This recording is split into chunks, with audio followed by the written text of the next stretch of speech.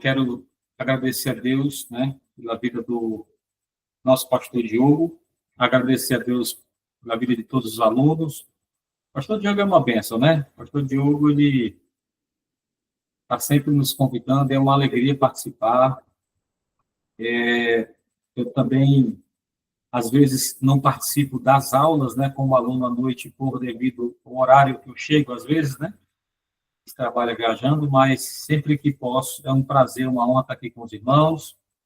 Quero agradecer a Deus por todos os alunos, quero agradecer a Deus pelo curso Ceifa, né, curso de teologia que tem alcançado muita gente. Meus amados irmãos, sem mais delonga, nosso tempo ele não é tão longo, né? Nós temos mais ou menos aí 1 hora de aula, e o tema da aula de hoje é um tema bastante interessante, né? Um tema que, para mim, faz todo sentido, é muito necessário falar desse assunto, a escola bíblica dominical. Vamos falar um pouquinho sobre essa história, de como apareceu, como foi apresentado, né?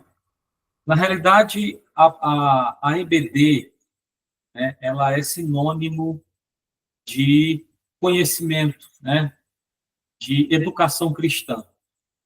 A escola bíblica, ela vem para nos ensinar, de forma clara e metódica, né, com metodologia e sistemática, a palavra de Deus. Então, é importantíssimo a escola bíblica dominical.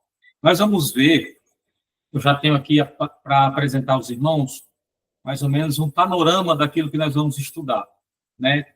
Nós vamos ver o ensino no período onde Moisés ensinou, né? O período mosaico. Nós vamos ver o ensino, lembrando aos irmãos que, por muitas vezes, nós não vemos esse nome, né? Escola Bíblica Dominical. Na realidade, quando ela foi criada como Escola do Domingo, né? E depois veio esse nome, Escola Dominical, Escola Bíblica Dominical. E agora, né, em muitas igrejas, ela é chamada de Escola Bíblica, porque acontece em dias de semana, né? É importante que tenha a escola bíblica. Então, nós vamos ver também no período dos sacerdotes, reis e profetas, esse ensino promovido por líderes espirituais. Vamos ver também que a educação cristã, ela foi conservada no cativeiro babilônico, lá mesmo, né? E lá foi também, aconteceu o surgimento das sinagogas como centro de ensino, e pós-cativeiro, né? Um avivamento espiritual por meio do ensino bíblico, com Esdras e Neemias. Esse é um assunto importantíssimo, né? Naquele período, aquele grande avivamento, com outros avivamentos que aconteceram. Todos esses avivamentos são embasados em uma explanação das Escrituras, né? No Novo Testamento, nós vamos ver Jesus, o mestre dos mestres, né? O ensino com prioridade no ministério de Cristo, a igreja primitiva, a continuidade do ensino nas casas e nas comunidades. Na Idade Média, a preservação do ensino cristão em meio às dificuldades. E é bom os irmãos atentarem nessa parte da Idade Média, porque esse período foi um período muito escuro, muito sombrio da igreja, né? Onde os historiadores aonde você encontra informações, né? É muito rasa as informações desse período, por isso é chamado de Idade Negra, um período onde as informações são muito poucas, mas mesmo aí estava de forma um pouco diminuída, mas o ensino da palavra de Deus, a conservação, a preservação do ensino cristão, né, em meio a todas essas dificuldades. E aí vem o tempo da Reforma Protestante. Lembrando aos irmãos que irão participar da aula aqui agora, ou depois irão assistir, essa proposta de panorama que eu trouxe aqui é justamente a que está na apostila de vocês, no livro. Eu não fugi do escopo, né, do tema, não fugi, coloquei como está lá, viu? Então, tudo que eu apresentar aqui para os irmãos é fácil, é só pesquisar no material que o CEIFA já disponibilizou para os irmãos e vai estar lá, tá bom? Também na era moderna, a expansão, aí nós vamos ver nessa era moderna a expansão da EBD, como ela foi criada, né, como foi distribuída, sua logística, né, como estrutura e organização, e no Brasil, a implantação e o crescimento da escola dominical no contexto nacional, né? Então, essa é uma história linda de se ver. Vamos lá. Primeiro, eu quero começar aqui com um conceito de escola bíblica, né, de escola bíblica dominical. Eu vou chamar sempre escola bíblica dominical, porque é o nosso foco, é a forma que nós estamos acostumados a pronunciar, né? Mas em algumas igrejas ela é chamada de escola bíblica, só EB, né? E daí por diante. Quando ela foi criada, esse nome passou a existir, Escola do Domingo. Escola do Domingo. Então, a escola dominical é a escola de ensino bíblico da igreja que evangeliza enquanto ensina, conjugado assim os dois lados da comissão de Jesus à igreja, conforme Mateus 28 e 20. Nós pregamos a salvação de almas, a conversão de almas, mas nós não podemos esquecer, e tem o outro lado, quando essa alma chega na igreja, como é que ela vai se adaptar, como vai acontecer a transformação. E lembrando aos irmãos que nós precisamos amar o estudo das Sagradas Escrituras, né? Talvez esse seja o maior problema da igreja hoje, é colocar no coração dos crentes, dos cristãos, o amor pelas Sagradas Escrituras, pela educação cristã, pela transformação. Como é que a mente desse cristão, ao chegar na igreja, vai se comportar com temas mais aprofundados, né? Com temas mais profundos que vão fazê-los modificações, tanto interna como externa, né? E só tem autoridade para fazer isso as Sagradas Escrituras. Jesus mandou ir pregar, evangelizar, ganhar, mas também mandou batizar e discipular. E discipular. Muitas vezes nós estamos falhando desse lado, no discipulado. Às vezes nós temos a igreja cheia, mas nós poucos discípulos, poucos servos, poucos que seguem o senhorio de Cristo. Então, olha, tem os dois lados da missão. Ele mandou ensinar, né? Está lá em Mateus, capítulo 28, versículo 20, Marcos 16 e 15. Ela não é uma parte da igreja. A escola bíblica não é uma parte da igreja, quer dizer, um povo isolado que estuda a Bíblia. A escola bíblica é para toda a igreja, para criança, para adolescente, para jovem, para adulto, para obreiros. Então, a escola bíblica é para todos. Só que nós temos na mente, ou alguns cristãos têm na mente, que não precisa ir para a escola bíblica dominical, e eu não sei o motivo. A escola bíblica dominical, hoje, em muitas igrejas no Brasil, está, e acredito que fora do Brasil, está em grande dificuldade. Grande dificuldade. Hoje, aproveitando essa aula, convido aos irmãos a serem um incentivador da escola bíblica. Um incentivador. Orem para que mais pessoas, para que toda a igreja entenda que esse não é um trabalho de uma parte, mas de toda a igreja, né? Então, é de toda a igreja, é própria da igreja, né, ministrando ensino bíblico metódico com métodos. Talvez nós, professores, eu me intitulo assim, graças a Deus pela bondade e misericórdia de Deus, Deus me deu esse cargo, né? E eu fico muito feliz com isso, de professor da Escola Bíblica Dominical, mas o professor tem uma grande responsabilidade nisso, né? Ele não pode chegar lá e dar uma aula de qualquer jeito. Bom, mas a questão é, metódico, a escola dominical é um ministério pessoal para alcançar crianças, jovens, adultos e família. a comunidade inteira, tal como fazia a igreja nos dias apostólicos. É ela a única escola de educação religiosa popular que a igreja dispõe.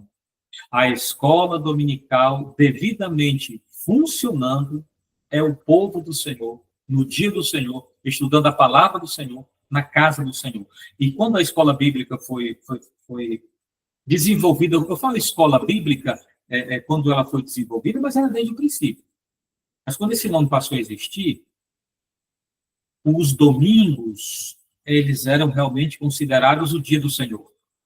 Algumas igrejas, elas eram sabatistas e faziam no sábado. Outras igrejas, elas reconheciam o domingo e faziam no domingo.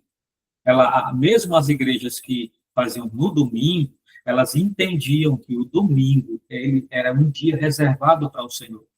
Então, eles faziam isso no domingo, né? Bom, vamos já começar no período mosaico, né? No período onde Moisés, a forma que Moisés falou, e eu quero já deixar minha Bíblia aberta em Êxodo, capítulo 24, se os irmãos aí tiverem Bíblia e quiserem ler junto comigo, mas eu vou ler aqui e os irmãos ouvem. Ó, que interessante. Olha o que diz Êxodo, capítulo 24, versículo 3. Vindo, pois, Moisés, e contando ao povo todas as palavras do Senhor e todos os estatutos, então o povo respondeu em uma voz. Todo o povo em uma só voz, né? E disseram, todas as palavras que o Senhor tem falado, faremos. Para ser povo de Deus da aliança mosaica, eles tinham essa obrigação de receberem os estatutos, a mensagem, a palavra, e praticá-los. E aí eles faziam parte da aliança. Hoje não é diferente. Eu faço parte da nova aliança, da aliança feita por Cristo, do seu sangue derramado.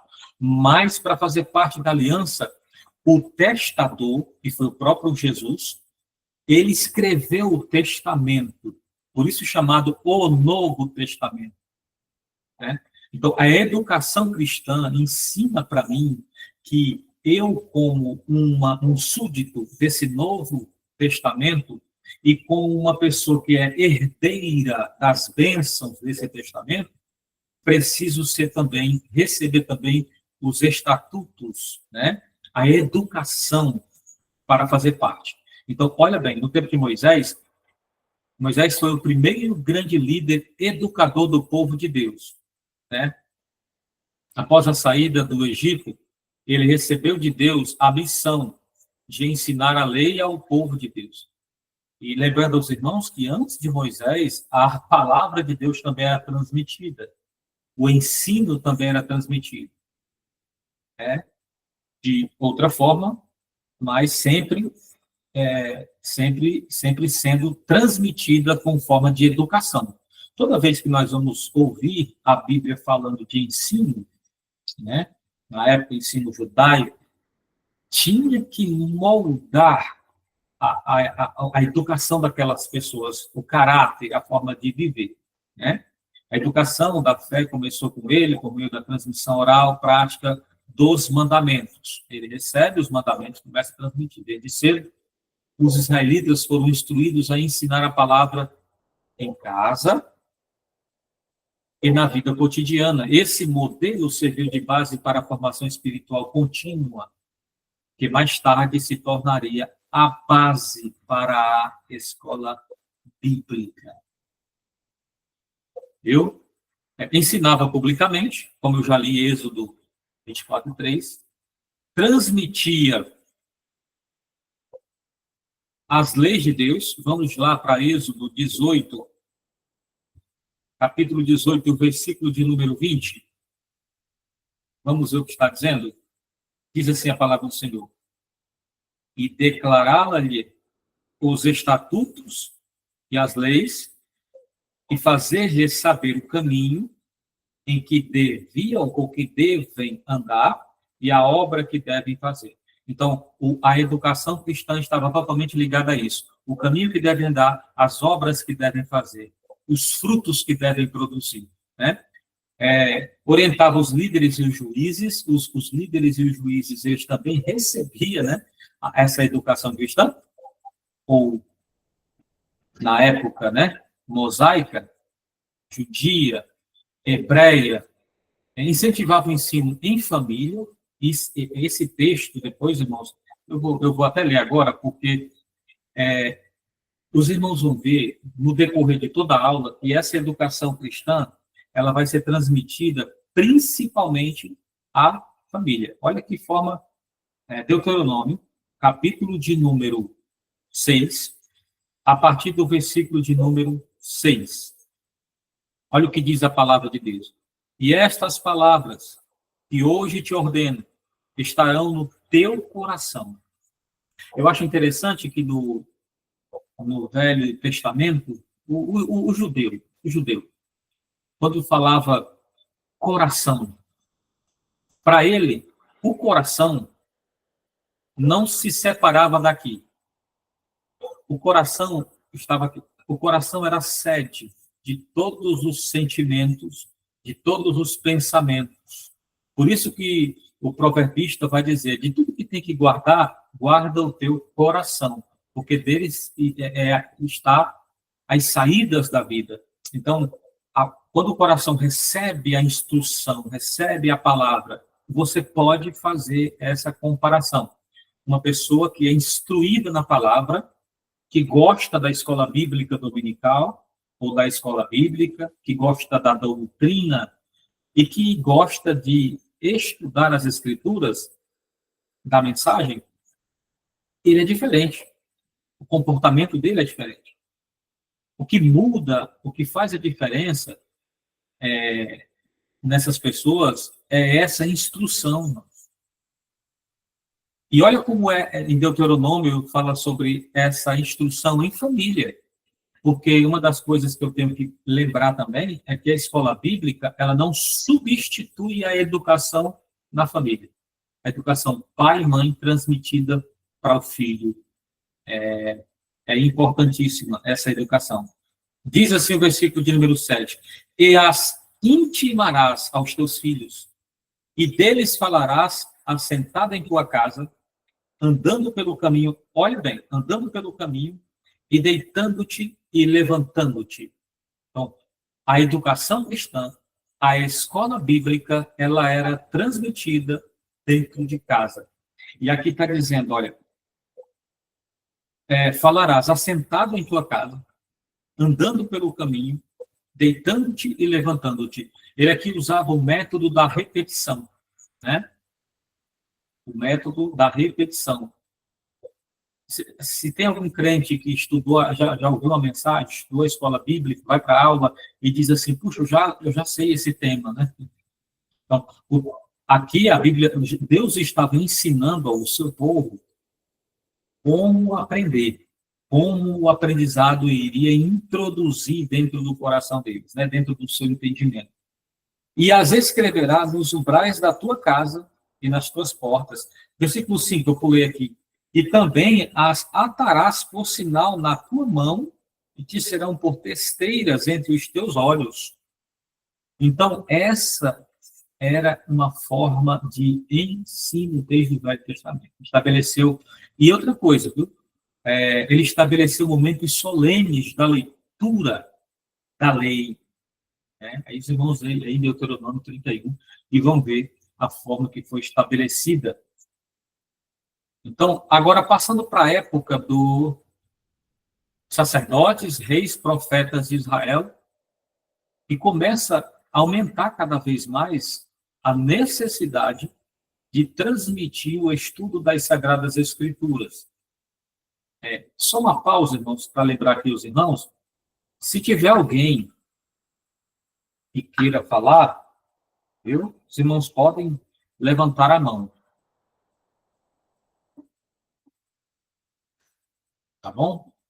Levantem a mão e faça a sua colocação.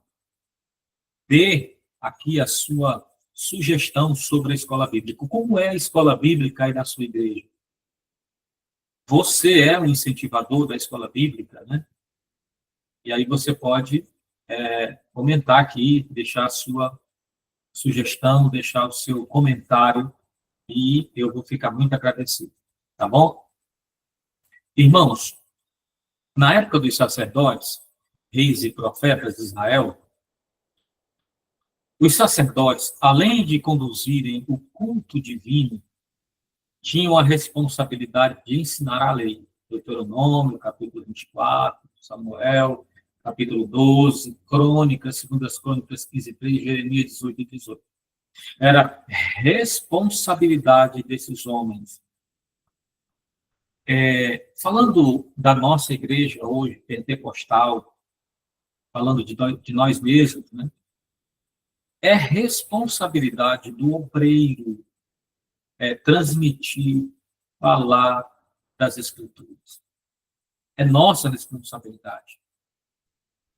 E se nós, irmãos, negligenciar, né, tem muitas pessoas que querem ser pregador, né? E querem, e são pregadores. Porque quando Deus o chama, eu acredito que esse é um dos maiores ministérios. Você prega através do testemunho, você prega através da palavra, do gesto, da voz, você prega.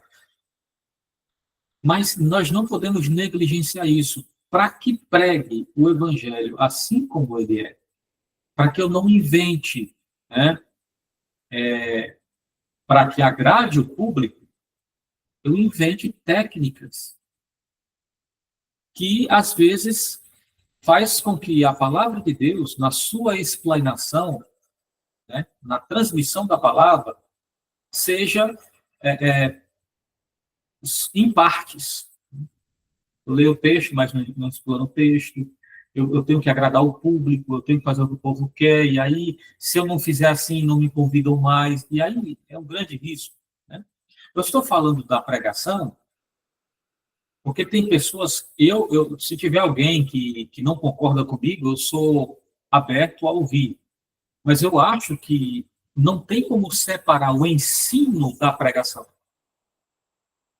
Você pode até, no momento de escola bíblica, transmitir o ensino de forma diferente.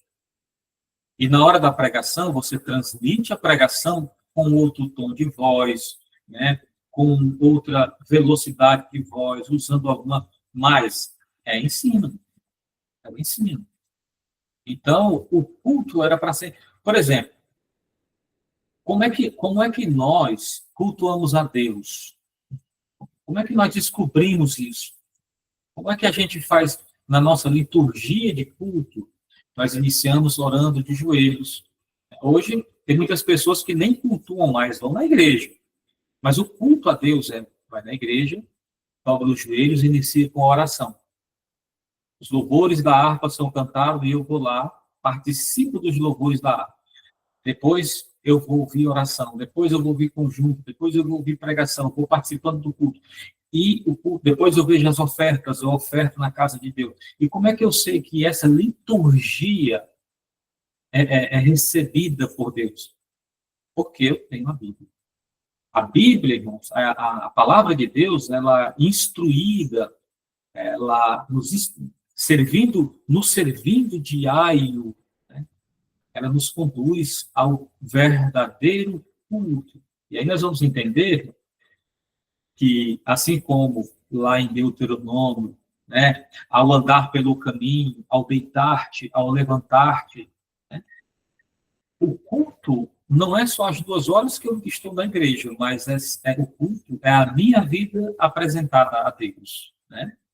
Então, era a obrigação dos sacerdotes, eles atuavam como intermediários entre o povo e Deus, assim como os profetas, eram intermediários entre Deus e o povo, né? Então, parece ter uma diferença aí, né? Porque o sacerdote pegava do povo e levava a Deus. E os profetas pegavam de Deus e levavam ao povo, né? Mas, na realidade, na parte do ensino, todos tinham que fazer a instrução, né?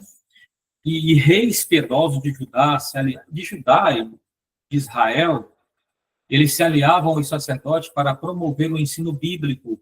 Um exemplo é o rei Josafá, que enviou líderes levitas e sacerdotes por toda a terra de Judá para ensinar ao povo a lei do Senhor. Agora, meus irmãos, veja a importância da lei. Não tem como prosperar. Eu estou falando lei, e eu quero deixar isso bem claro para os irmãos, né? Porque tem gente que confunde, né? Porque o apóstolo Paulo ensina que a lei ela não foi boa, né? Aí, lá na carta aos Romanos, parece que Paulo, no capítulo 3, principalmente, tem hora que confunde a gente, né? Diz que a lei é boa, depois diz que a lei não foi boa, mas o que Paulo está dizendo é que a lei ela não salvou, mas a lei ela é importantíssima. Os princípios da lei predominam. Predominam. A lei mostra onde está o erro. A lei mostra o limite, né? Até onde eu devo ir. Então, a lei ela é necessária.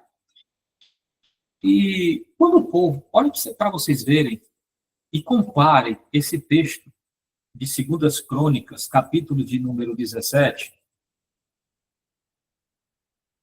Só um minutinho que eu vou procurar aqui, 2 Crônicas, capítulo de número 17, ainda precisamos ler esse texto. É muito longo, mas vamos ler a partir do 7. E no 3º ano do seu reinado, enviou ele os seus príncipes. Aí vai falar que todos os nomes dos príncipes. A ensinarem nas cidades de Judá. E com ele os levitas, e mais alguns levitas, e ensinaram em Judá. E tinham consigo o livro da lei. Será que aqui, irmãos, não tem um modelo da escola bíblica? Judá estava se afastando, esquecendo-se das leis, esquecendo-se da vontade de Deus. E existia esse período onde eles perderam um livro dentro do templo. Interessante, né?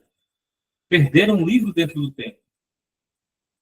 Será que nós não estamos mais ou menos assim, abandonando as escolas bíblicas, abandonando os cultos de doutrina, abandonando os momentos de pregação, porque até nos nossos cultos, talvez essa seja uma crítica, que entendam, né, construtiva, né? Eu glorifico a Deus porque sei que aqui nesta sala de aula tem obreiros, homens de Deus, mulheres de Deus que vivem a palavra, mas observe comigo como está ficando. Né? Será que nós não estamos perdendo o livro? Olha o modelo de escola bíblica. Ele escolheu aqui pessoas que levavam o livro da lei, liam o livro e explicavam.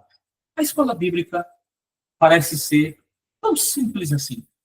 Ler a Bíblia e explicá-la. É assim que é para ser. Né? E foi assim que fez o rei Josafá. Em 2 Crônicas 17, do 7 ao 6. Nesse período, o ensino também predominou. Vamos agora para o período do cativeiro. Né? E mesmo em meio à dor do exílio, o povo de Israel manteve viva a importância do ensino da palavra. Sem o templo em funcionamento, surgiram as sinagogas. E para eles foram difíceis, irmãos, porque o lugar do ensino, né? o símbolo que levava à presença de Deus, parecia estar agora destruída.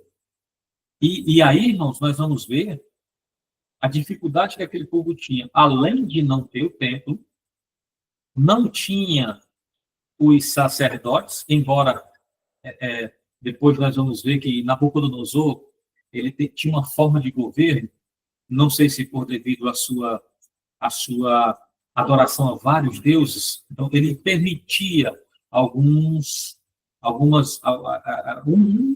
povo, né? Aqueles a quem ele conquistava, as terras que ele conquistava, ele permitia que continuassem adorando o seu Deus, né?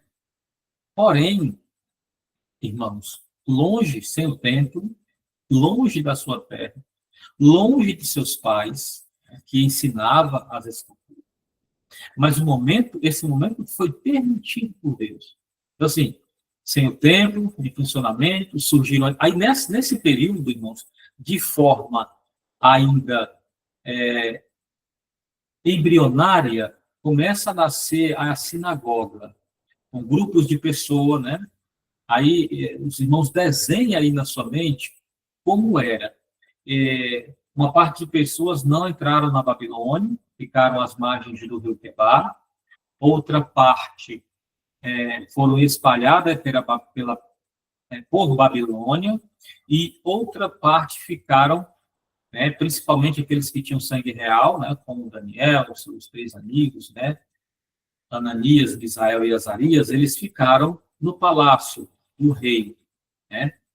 Então, esse período foi um período crítico para transmitir a lei, as sagradas escrituras, de forma sistemática. Esse período foi muito difícil. Então, assim, foi nesse período que a prática do ensino sistemático das escrituras, eu coloquei aqui, se fortaleceu nas sinagogas, porque aqui dá-se início de forma ainda embrionária às sinagogas. Elas vão se firmarem com mais força depois, né? Mas dentro desse cativeiro foi muito difícil. Agora, os irmãos abram aí a Bíblia em Jeremias, capítulo de número 29, profeta Jeremias, capítulo de número 29, a partir do versículo de número 4, vai dizer assim, ó: assim diz o Senhor dos Exércitos, o Deus de Israel, a todos os que forem transportados, que eu fiz transportar de Jerusalém para a Babilônia. Por quê? Porque desobedeceram à ordem de Deus. Pararam de cumprir as Sagradas Escrituras, a lei, né? E aí Deus os fez transportar para a Babilônia.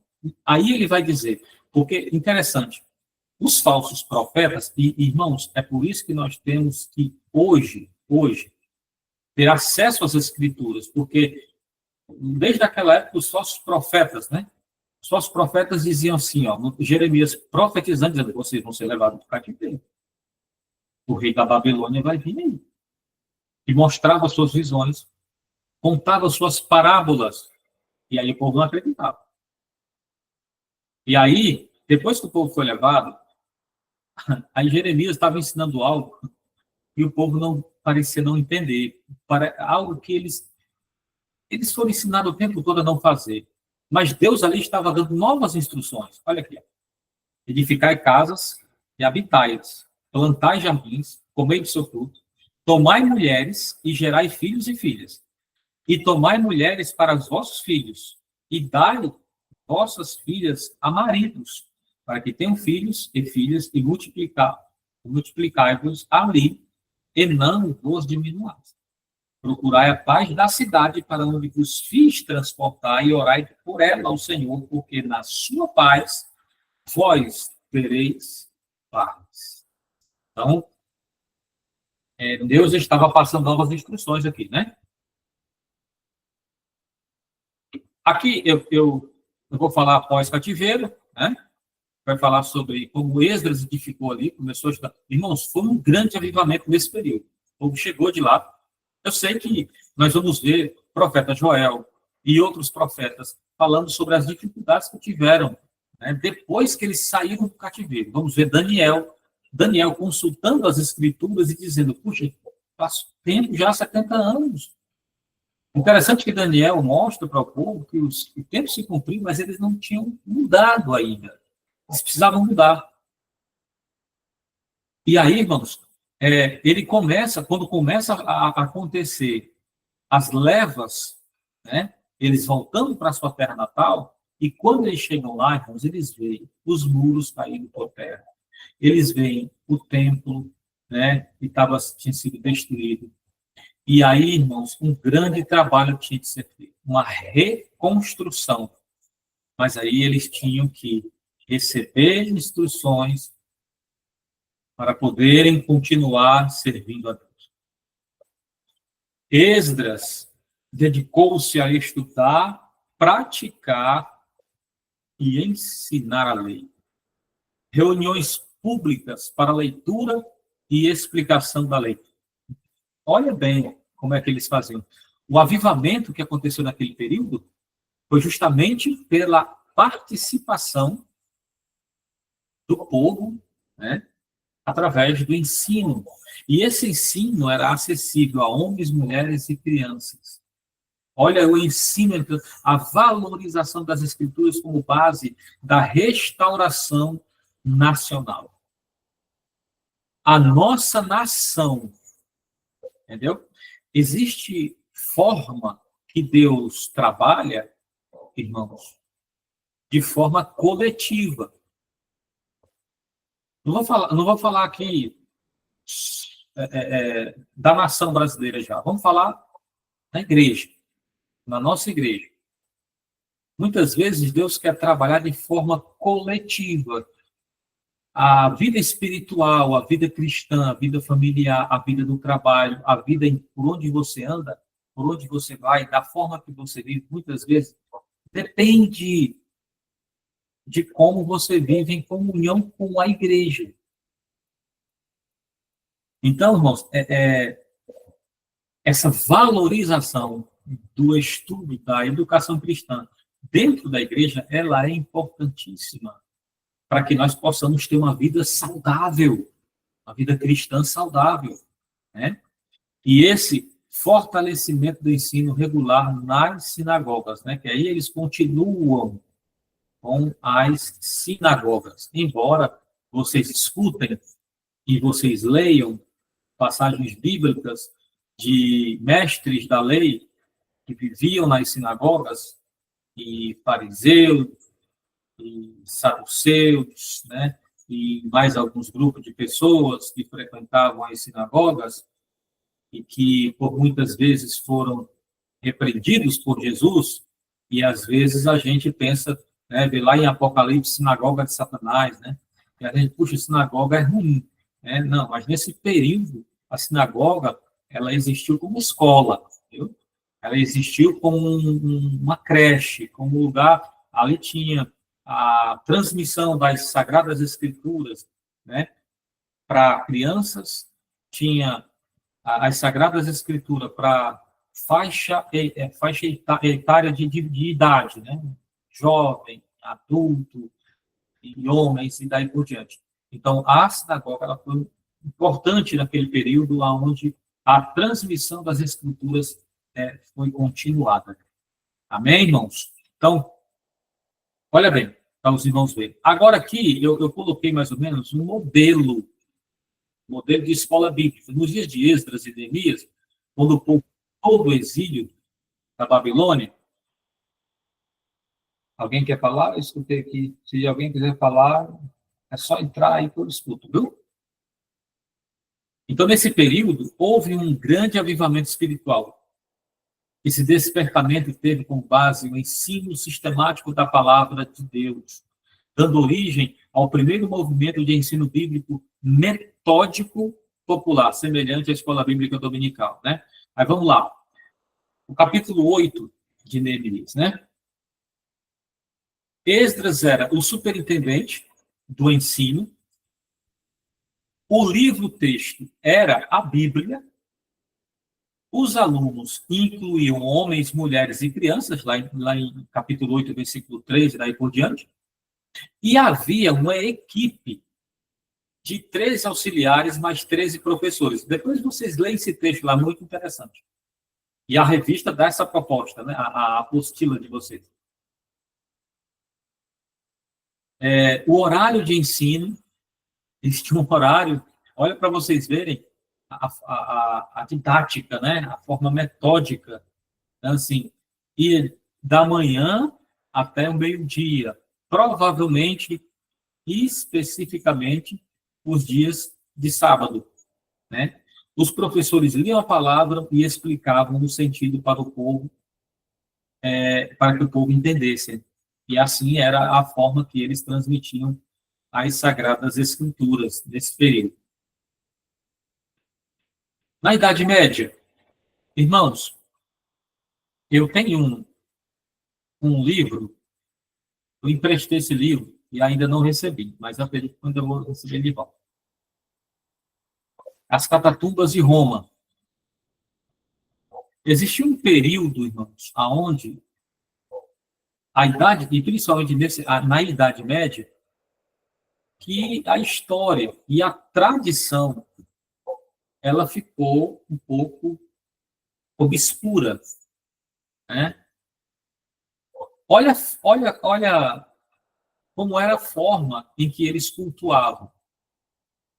A Bíblia era lida apenas pelo clero e em latim. A educação daquele período estava ligada aos mosteiros e catedrais.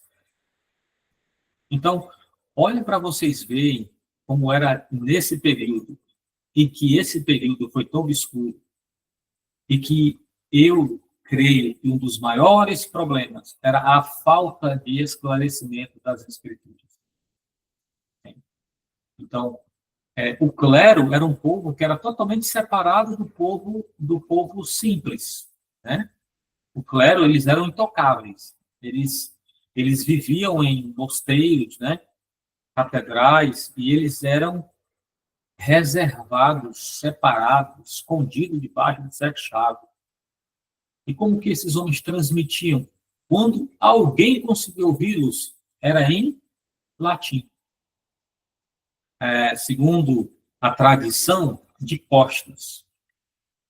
Então, para vocês verem como era a dificuldade de aprendizado daquele período obscuro. Mas sempre existe uma luz, né? No fundo do túnel. Os monges copistas preservavam e copiavam as escrituras à mão, né? Quando um livro passava-se muito tempo, quando o livro sagrado passava-se muito tempo, e empoeirado o tempo e se desgastava, existia pessoas que eram separadas para copiá-los, acredito, e já a mão de Deus, né, para que as escrituras não deixassem de ser transmitida para nós, né? O ensino era restrito e controlado pela igreja institucional. A igreja ela era uma instituição, né? Poucos movimentos buscavam o retorno do ensino bíblico verdadeiro. Ainda existiam alguns movimentos que buscavam a forma de ensino verdadeiro. Agora, nesse período, existia uma grande dificuldade de ser transmitida. Porém, irmãos, aos que tinham acesso, eles tinham prazer, eles tinham alegria. Né? Mesmo com limitações, Deus levantou homens fiéis e manteve viva a chama da verdade até que, séculos depois, viesse a reforma protestante, um marco para a restauração do ensino bíblico e acessível a todos. A escola bíblica dominical, ou a escola bíblica, ou a escola do domingo, seja lá como você queira chamar, ela é a área mais importante da igreja, para o seu ensino, para o seu crescimento, para o seu fortalecimento. Portanto, prepare-se, capacite-se, ore a Deus, consagre a sua vida, que as sagradas escrituras, como diz, né, os reformadores, só as escrituras, só as escrituras pode nos clarear, nos iluminar. Então, agora nós vamos chegar no tempo da reforma. A reforma protestante, e essa foi um marco, né? A reforma protestante inicia por...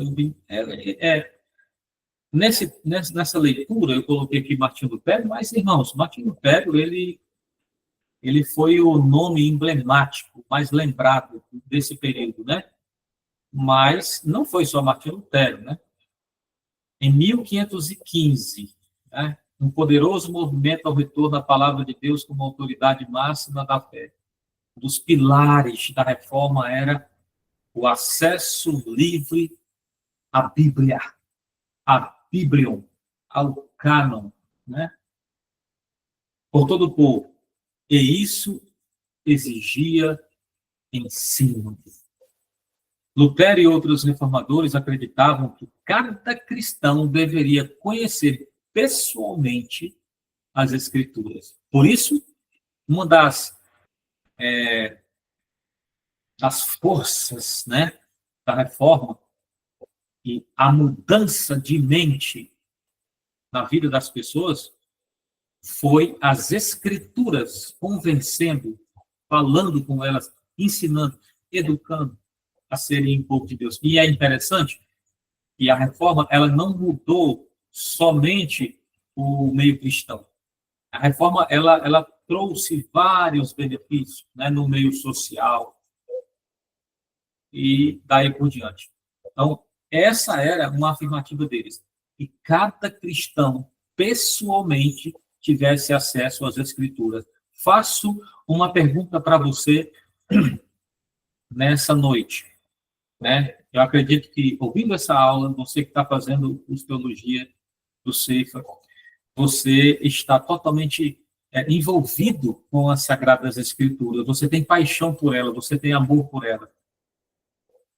Qual é o tempo que você disponibiliza para as Sagradas Escrituras? Talvez você diga para mim, irmão, eu não tenho tempo. Não diga isso. Quanto tempo você passa no celular? A prioridade é que faz toda a diferença. Quando eu priorizo as Sagradas Escrituras, eu faço o tempo. Eu crio ele. Entendeu? E eu sei que tem professores de escola bíblica, né, nessa aula, nessa sala. Eu sei que tem pessoas que são educadores. Meus queridos, as Escrituras. Amor pelas Escrituras. Né? Porque isso faz toda a diferença. Então, olha, Lutero traduziu a Bíblia para o alemão.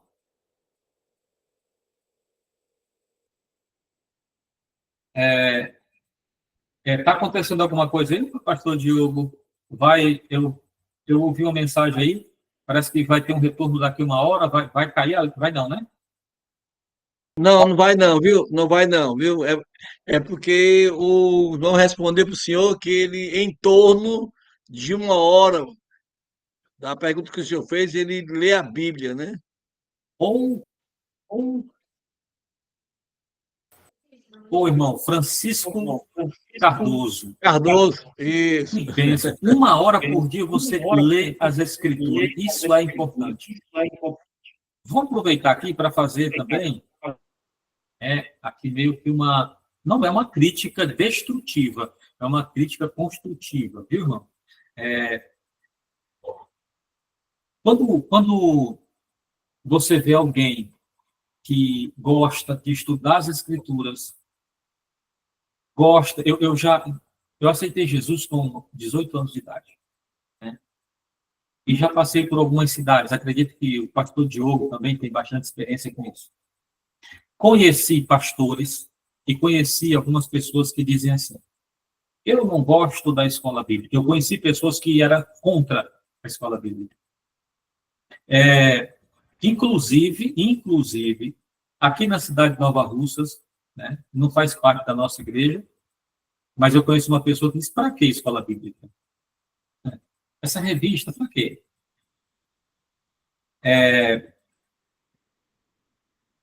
E aí, essas pessoas dizem também, para que Bíblia de estudo?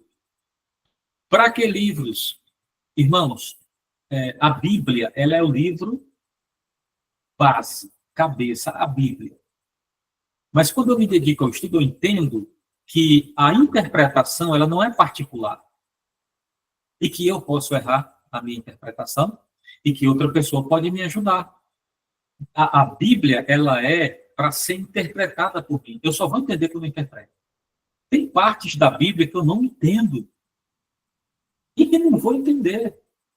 Tem partes da Bíblia que você não entende. Mas quando você participa de uma aula, quando você lê um livro, quando você abre uma Bíblia de estudo e vai lá e tira suas dúvidas, a sua mente se abre. A maioria dessas pessoas que ignoram, a gente percebe que elas às vezes, a maioria delas, né, acabam que ficando pelo caminho, infelizmente. Então, mente aberta, coração aberto, para Deus falar. Lutero, ele traduziu para o alemão, tornando ela acessível ao povo, né? Incentivou a criação de escolas cristãs nas igrejas locais, defendeu o ensino bíblico nas casas e entre as crianças, uma coisa que para o clero, né? Ensinou, o ensino passou a ser sistemático. Eu coloquei isso aqui, mas eu entendo que um pouquinho mais para frente de Lutero, né? Um pouco mais para frente. É, sim, uma causa da reforma, mas um pouquinho mais para frente, quando esse estudo passou a ser sistemático, né? O que é um estudo sistemático? Estudo sistemático, irmão, é um estudo organizado por temas, né?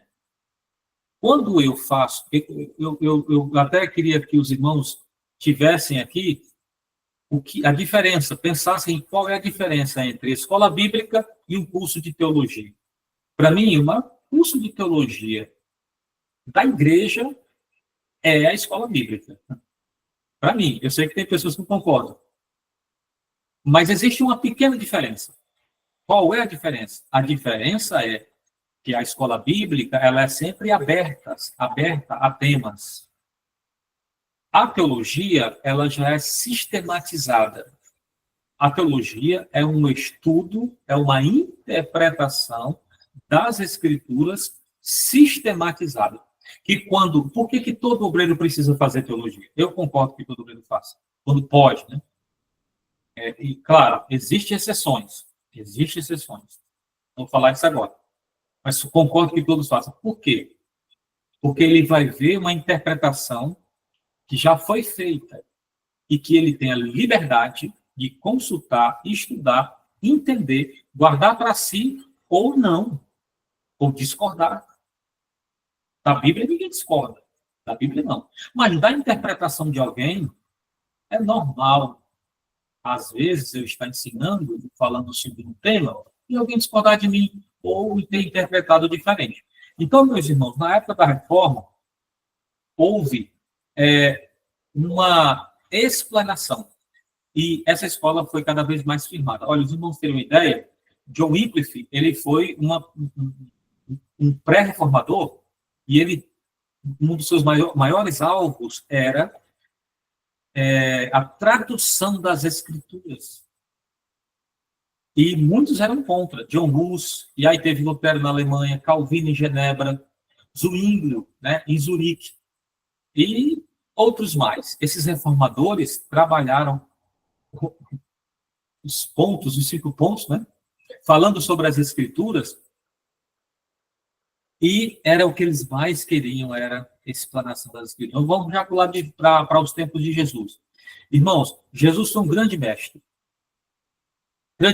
glorificando assim a missão de ensinar. Das 90 vezes que alguém se dirigiu a Cristo nos evangelhos, 60 vezes ele é chamado de mestre. Grande parte do ministério do nosso Senhor foi ocupado com o ensino.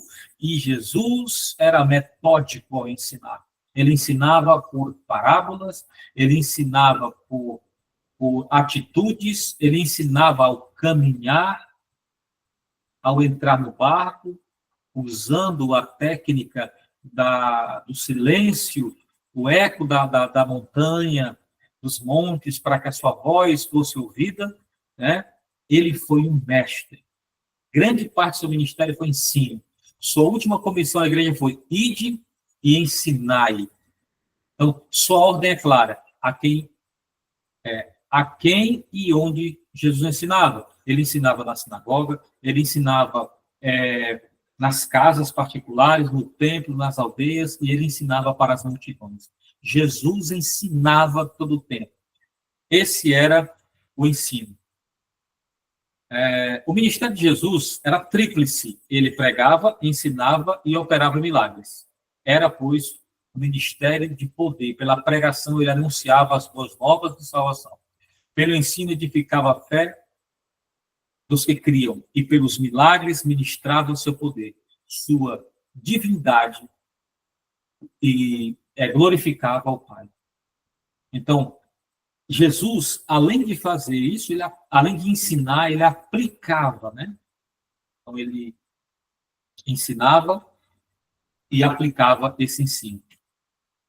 Bom, vamos entrar agora, irmãos, no período aonde nós vamos ver os relampejos, né, da escola bíblica dominical nos tempos mais modernos. John Wesley, o fundador do movimento metodista, quando estava em sua missão em Savannah, na Geórgia, nos Estados Unidos da América, em 1737, começou um trabalho de ensino bíblico para crianças.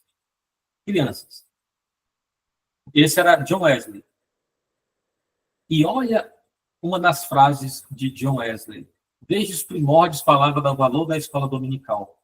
Estou convencido de que essas escolas dominicais são as instituições mais nobres vistas desde alguns séculos na Europa.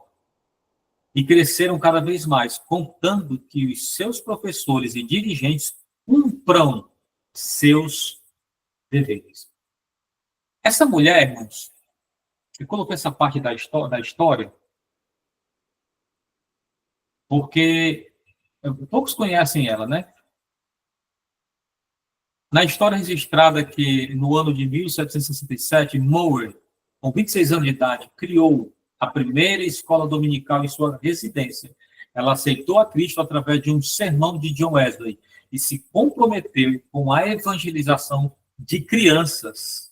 Então, os irmãos vão perceber que a escola bíblica, ela começa com criança. Aí, ó, 11 anos mais tarde, em 1780, em Gloucester, um jornalista metodista, Robert Hines, criou a primeira escola dominical para crianças pobres que viviam abandonadas nas ruas.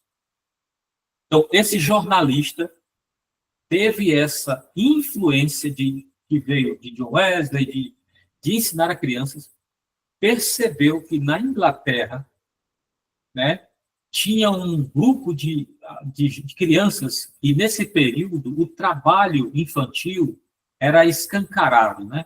Eles trabalhavam nas fábricas e, aos domingos, eles viviam na rua. Então, eles não tinham onde morar. Depois você busca mais a profunda história dessas crianças, vocês vão ver que era terrível. E, com isso, a marginalização aumentou. E esse Robert Hines, ele começou a juntar essas crianças e ensinar. Você está pensando que foi fácil para ele? Lembrando que a escola bíblica ela começou fora das igrejas. Né? Não era nas igrejas. E era para crianças que eram consideradas maltrapilhos. Olha mais ou menos aí. As crianças só podiam estudar aos domingos, pois durante a semana trabalhavam até 12 horas diárias. E estou falando de crianças de 8, 10 e 12 anos. Né? Por isso, Robert Hines agrupava crianças e adolescentes na rua todos os domingos.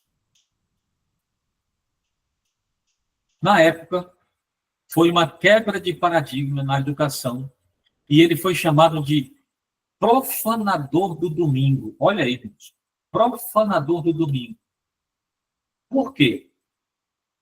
Mestre dos maltrapilhos, pai e tutor dos vagabundos e malcriados. Mas a imprensa da época também comentava favoravelmente esta iniciativa inédita de Hines. Então, irmãos, as igrejas, em vez de abraçarem, nesse período, eles achavam, alguns líderes, que esse homem estava agindo de forma errada, porque o domingo não era para ser profanado assim. As igrejas, elas tinham o seu momento lá de culto. E esse homem começou a ensinar a Bíblia. Eles não estudavam só a Bíblia, eles estudavam outras matérias, mas a Bíblia era sempre transmitida. Esse modelo, irmão, virou uma febre, né? Ela devastou a Inglaterra. E foi de forma tão poderosa que, anos depois, a criminalidade caiu, né? os roubos.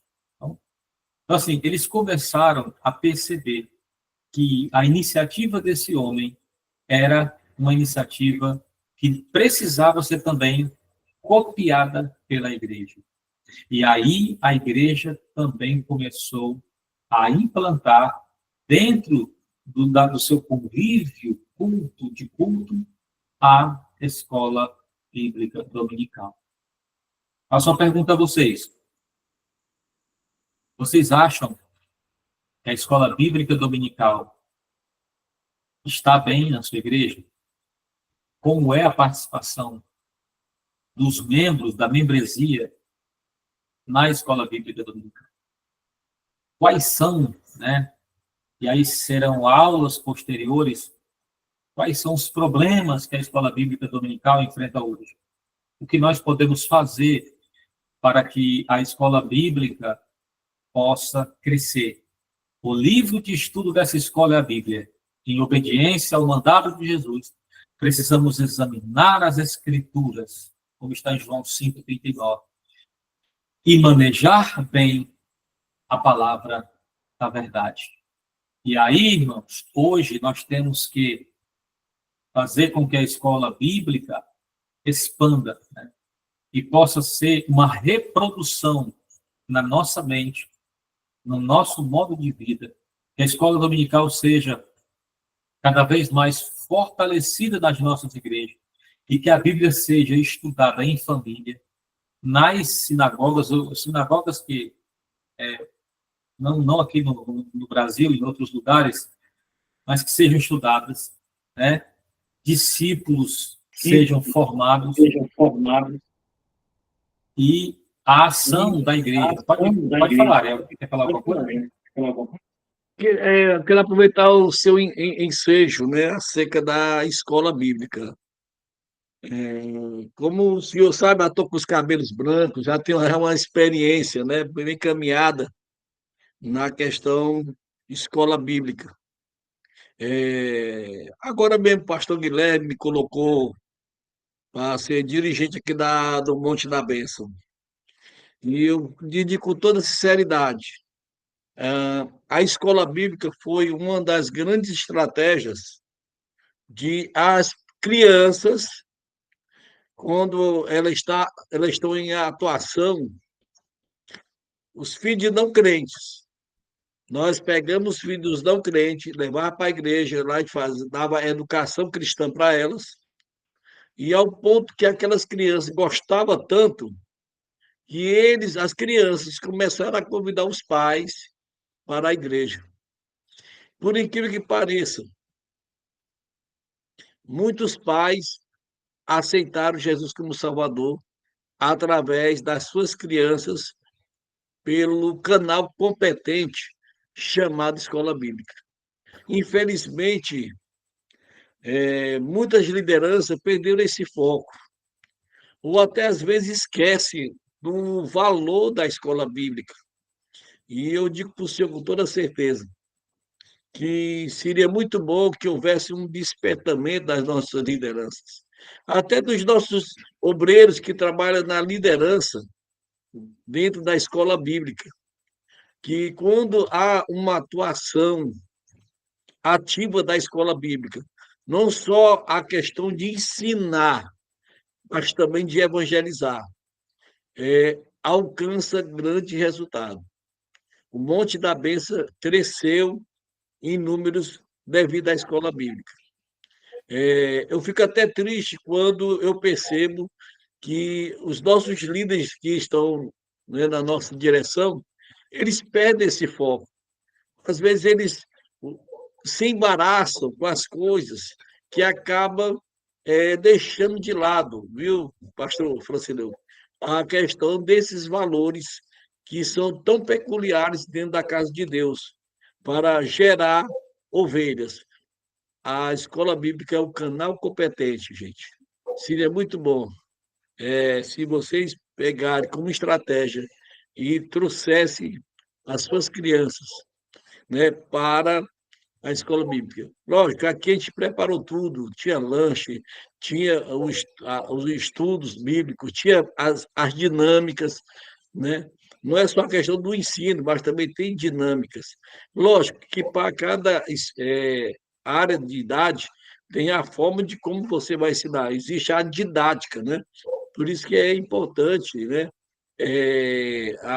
Dentro das igrejas, tem homens, eu acredito que hoje tem pedagogos, né, pessoas formadas dentro da área, que têm essa visão, que pode ajudar riquis, riquis, riquis, ricamente, né, a escola bíblica.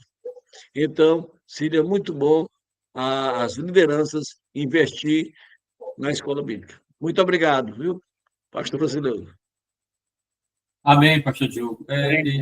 Eu vejo algumas dificuldades na escola bíblica hoje que precisava ser realmente revista. A falta de muitos líderes, né? Quantos líderes hoje não têm mais tempo, né, para ir na escola bíblica? Talvez não seja o caso de muitas igrejas, mas eu participei de igreja que o líder a gente não vê na escola bíblica. Ele está sempre ocupado, ele tem outras prioridades, né? Outro problema na escola bíblica é o orgulho, né? O orgulho de obreiros, às vezes, e, puxa, vamos aprender com esse menino, né? Puxa, vou aprender com tal pessoa, né? Ou, às vezes, ele diz assim, eu já sei esse assunto. Eu penso esse assunto. Eu já fui confrontado muitas vezes na escola bíblica, né? Eu uma vez estava dando uma escola, uma aula, e o tema da aula era sobre economia cristã. E, e a pessoa que contestou, disse que não precisava disso, que ele ganhava muito bem, né?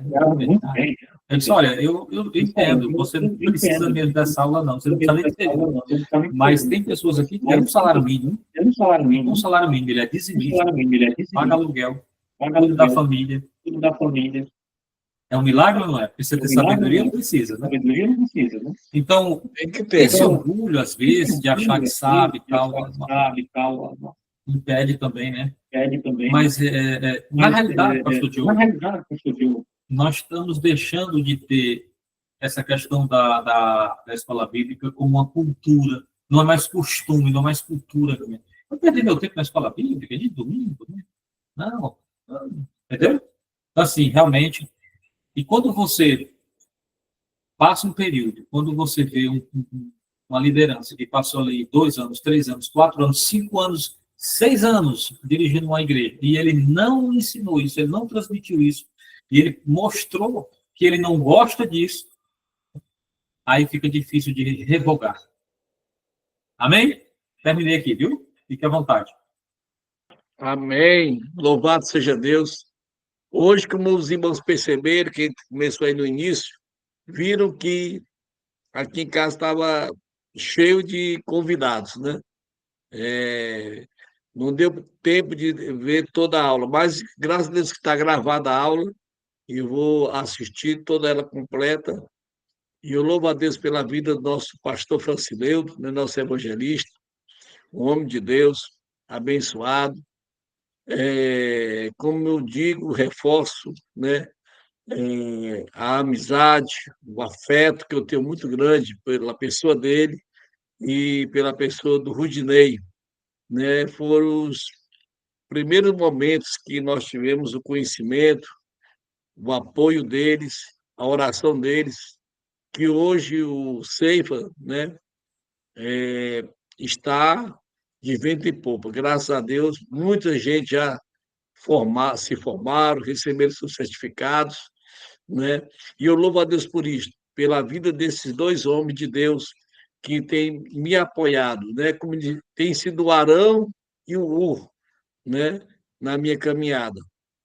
E tenho certeza que já fizemos nosso primeiro encontro, né, do Ceifa, Ceará, aqui em Sobral, e era o meu desejo de um dia fazer lá em Nova Russas, ou em Frecheirinha, né, onde a gente convida, né, pastores para trazer esse encontro, palavras, experiências para o nosso enriquecimento. E tenho certeza que Deus ele vai honrar a minha fé, a fé dos nossos irmãos, para que cada dia mais o Ceifa, né, tenha crescimento. E olhe porque ainda a coordenação ainda não teve ainda a oportunidade de ir até as cidades. Graças a Deus que as portas estão abertas nas cidades com nossos amados pastores. Eu só tenho muito que agradecer a Deus, né, pela vida do Odinei, do Francileudo, como eu disse no início, foram esses dois homens que me apoiou até agora.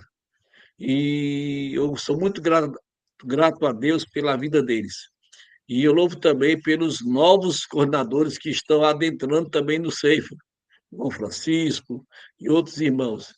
E teve irmãos que estão aí na luta, estão conseguindo vencer. Sobral, graças a Deus, né?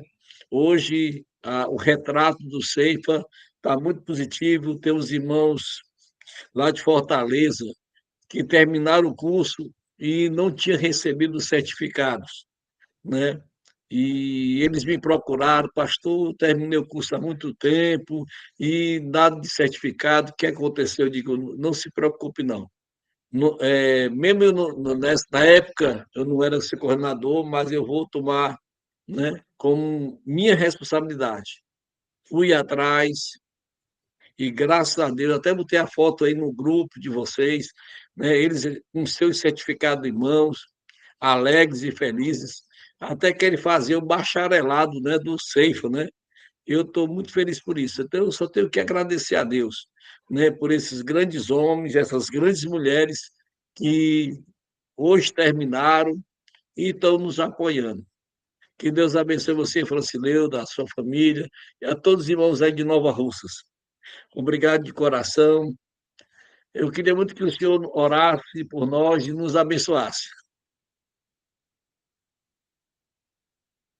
Amém. Glória a Deus. Senhor, nosso Deus e Pai, nós queremos agradecer o Senhor nessa noite.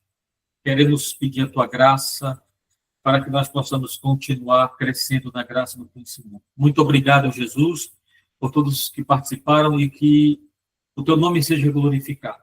Que a tua palavra seja cada vez mais clara, iluminada em nossa mente. Que os nossos corações sejam totalmente voltados ao ensino, ao desejo de conhecer e de pregar a verdade que está nas Sagradas Escrituras. Que o teu Espírito Santo, o que é professor por excelência, aquele que veio para encher, para dar graça, para fortalecer, dê ânimo aos teus servos que fazem o curso para que continuem, para que perseverem, para que aprendam, para que aproveitem todo esse tempo. E que o teu nome, Senhor, seja glorificado através da vida de cada um, no poderoso nome de Jesus. Amém. Amém. A paz do Senhor, Francileudo. Prazer te rever. Prazer foi todo meu, pastor. Amém. Muito obrigado. Que Deus abençoe a todos. Até segunda-feira. Paz do Senhor a todos. Paz do Senhor a todos. Amém.